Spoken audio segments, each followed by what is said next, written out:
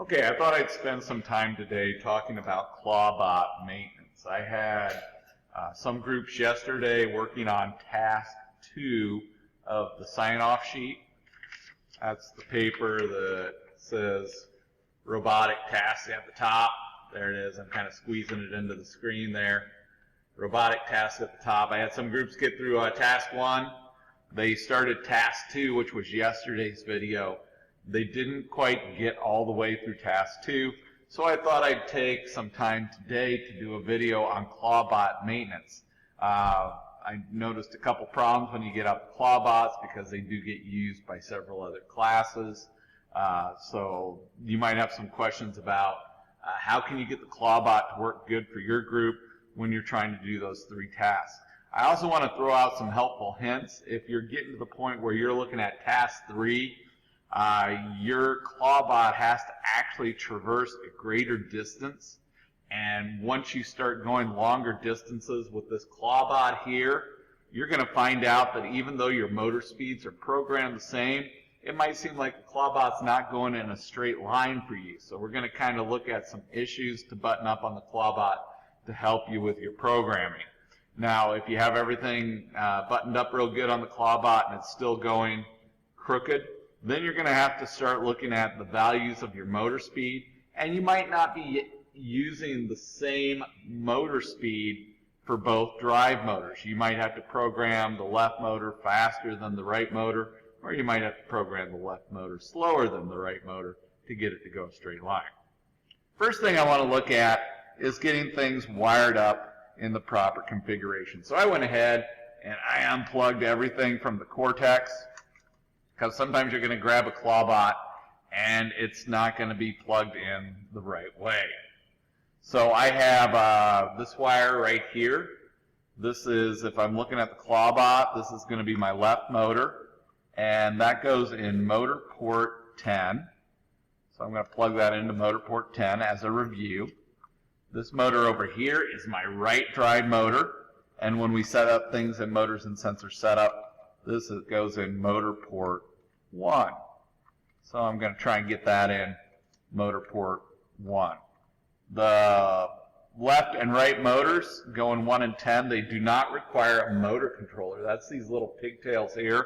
If we're adding extra motors to motor ports 2 through 9, then those motors have to have motor controllers. Now we end up having a lot of cords all over the place. The next one I want to look at is for this motor controller here, which is actually hooked down, so that's good. This is the claw motor, and for our activities, most of us are setting these up in motor port 2. Now this one is the arm motor, and you see it's flopping around. So I'm going to wrap this up a few times so that I don't have a lot of dangling cords, because what will happen is these can actually get caught in the gear train for the wheels, and then it might actually lock up one side. You might think you're running your program, but it might seem like only one motor's running, and it could be that the gear's jammed up with a wire in it. So this is for the arm motor. This raises and lowers the arm. Careful to bump my camera there. And arm motor, we set that up in motor port 3. With any of these wires, the black wire always faces out. So there we have our 4 motors. The only other thing that you're really configuring with the clawbot that's different than the test bed is you only have 1 digital sensor, and this one's on the arm.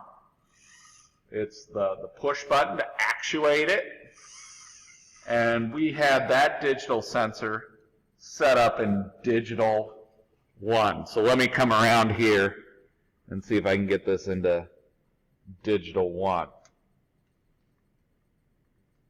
So these are in pretty good shape. The little prongs on those plugs get bent easily, but if you're very careful, you can bend those straight again.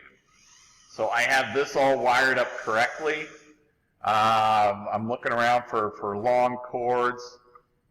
The one for the arm motor is kind of dangling around out here in space. I might take this and wrap it around the arm once so that it's not going all crazy like and getting caught in the gear train for the motors.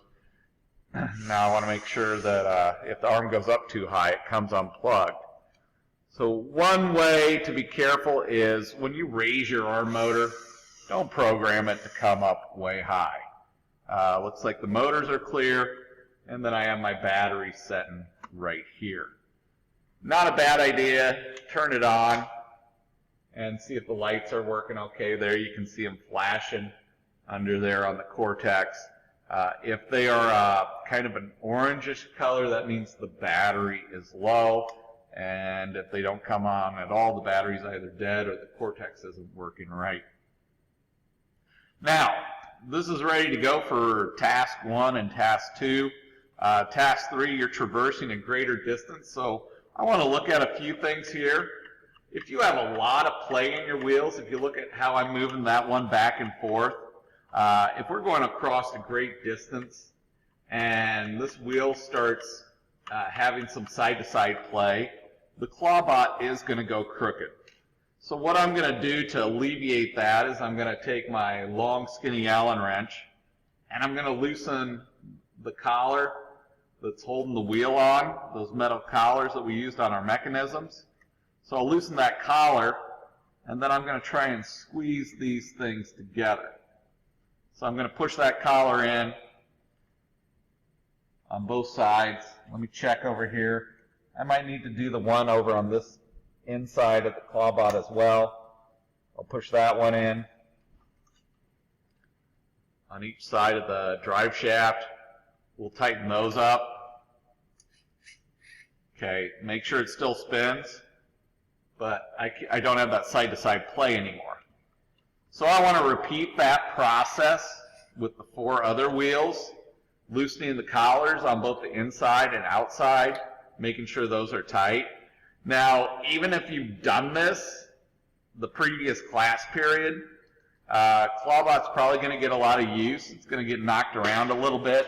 These are going to loosen up. So let's get into practice of checking all these and making sure they're tight.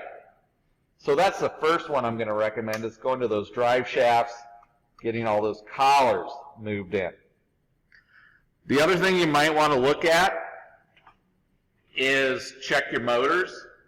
Make sure that they are tight if they are moving around, or if the gear, the idler gear on the motor is moving around, make sure those collars are tight as well. So it doesn't hurt to check those. Flip this around so that I can check the other side.